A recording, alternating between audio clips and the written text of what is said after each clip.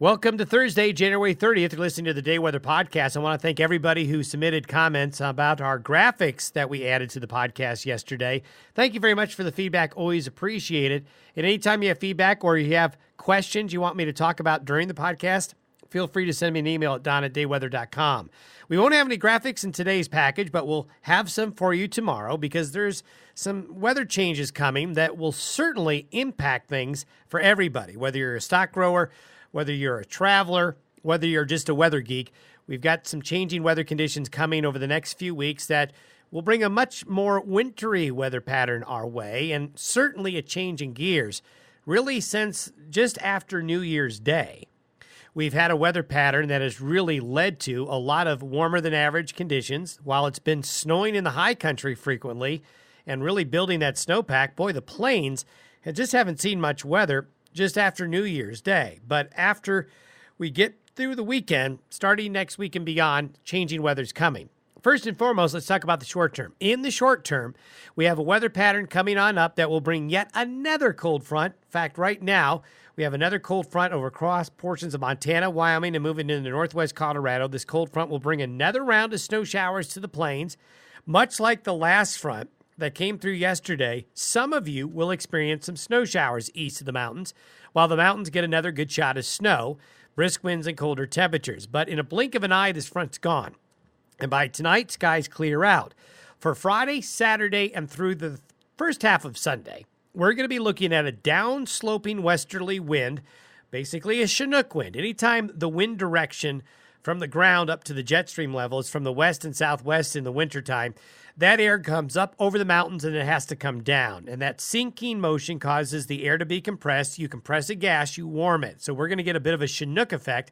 That's going to lead to 40s and 50s, and there's going to be some 60-degree temperatures, especially on the plains of eastern Colorado and western Nebraska and western Kansas this weekend. It is going to be windy, so it's not going to be a perfect stretch of weather this weekend because the wind will be gusty, but it will be warmer than average, and Friday, Saturday through the first half of Sunday will be dry. Starting Sunday night into Monday and Tuesday, things change dramatically. A storm coming off the west coast of British Columbia will be to about Vancouver or west of Vancouver by Sunday morning. By Monday morning, that system is going to dive into the Four Corners region and help form an area of low pressure near the Four Corners, and then we're probably going to get a low forming in eastern Colorado Monday into Tuesday, bringing upslope, dragging in Canadian air in from the northwest. This is part of a fundamental shift in the jet stream pattern that's going through a big realignment. And this realignment is going to cause the jet stream across the northern hemisphere to go into what we call a three-wave pattern, meaning there will be three big troughs in the northern hemisphere.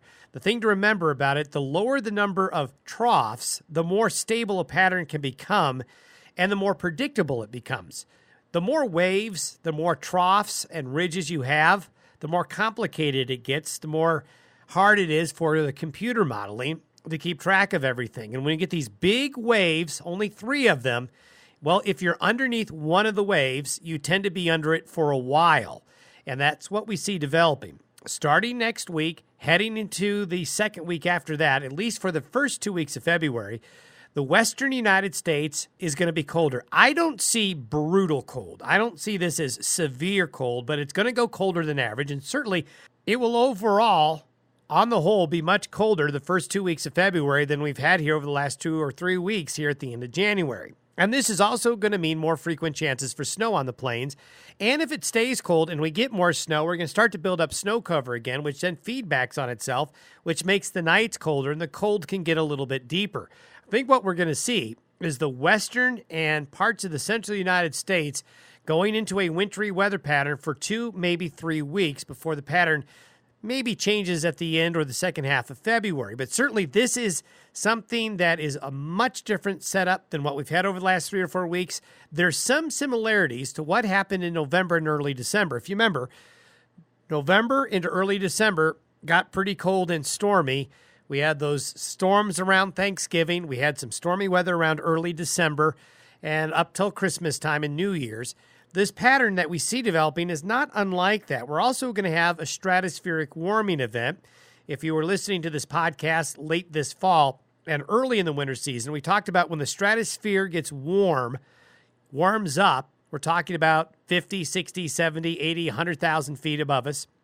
When it warms up over the North Pole and over Canada, the atmosphere expands and it pushes the colder air at the higher latitude south. And when you see that developing along with these jet stream pattern changes, they're all connected, but it does give us confidence that we are indeed going to be trending colder. This is a pattern that happened in November and December where the stratosphere warmed up. We went cold and snowy, and that corresponded with a big area of high pressure developing in the Gulf of Alaska. And that's exactly what we see transpiring next week and the week after. So watch out for snow showers today. Take advantage of good weather if you need to travel or do something outside for Friday, Saturday through the first half of Sunday.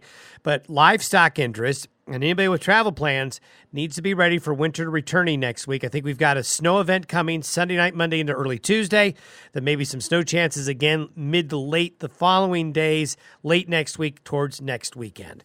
Thanks for listening to the Day Weather Podcast. We'll talk to you on Friday. Have a good Thursday.